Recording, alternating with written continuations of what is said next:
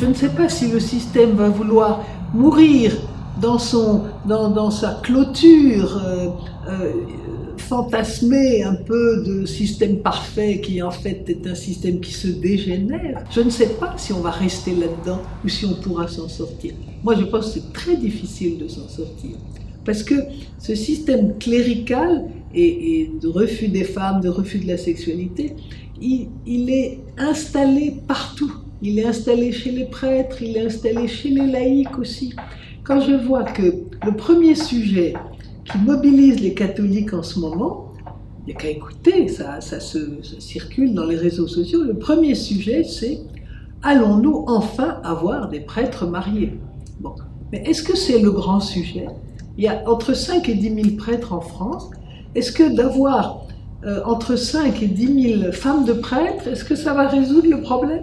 C'est ça le problème? On veut des femmes de prêtres? Non, j'ai envie de rire. Le premier problème, c'est le problème de l'exclusion des femmes.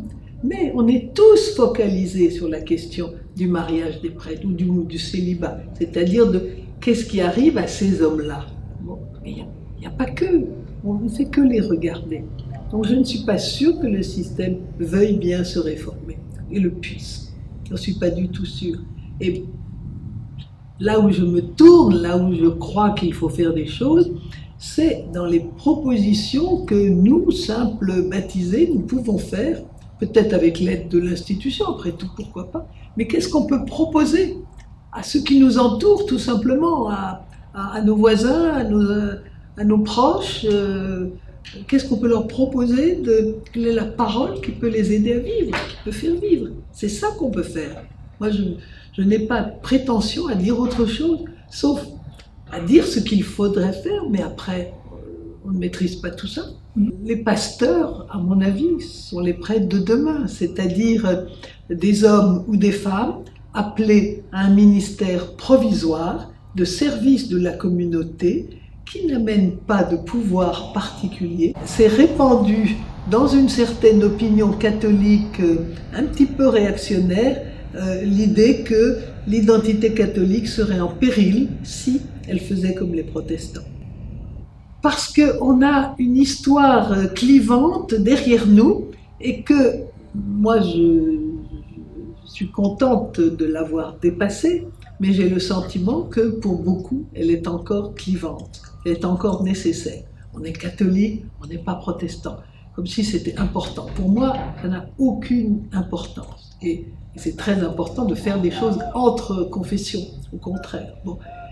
Donc, moi, il me semble que c'est ça qui fait qu'on évite de dire qu'on va faire comme les protestants. Alors que pour moi, c'est un sujet de fierté. Je serais très contente qu'on fasse comme les protestants. Et je crois que dans notre espace de pensée, on a besoin de se dire que ce serait peut-être possible, qu'effectivement le catholicisme peut disparaître, peut-être. Et qu'est-ce que ça voudrait dire sur le plan de Dieu, sur l'existence de personnes qu'on pourrait appeler des sauveurs ou des prophètes ou des lumières dans le monde? Est-ce que tout ça est perdu? Si l'institution s'écroule, si même le mot de catholique vient à disparaître, est-ce que le catholicisme est mort? Mais moi je crois que non, parce que je suis convaincue que nous portons le catholicisme en nous. Mais nous portons quoi? Nous portons la croix. Et qu'est-ce que nous portons quand nous portons la croix?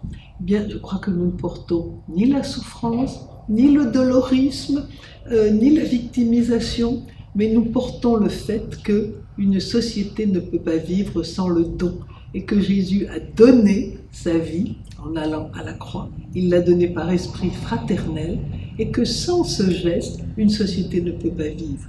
S'il n'y a pas un don, c'est la guerre entre nous. C'est la guerre.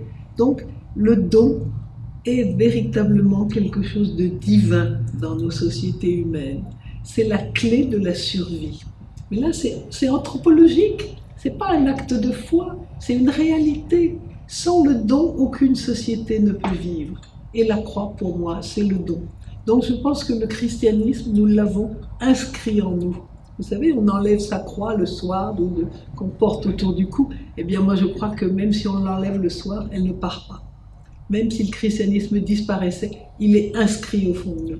C'est ça ma parole d'espérance.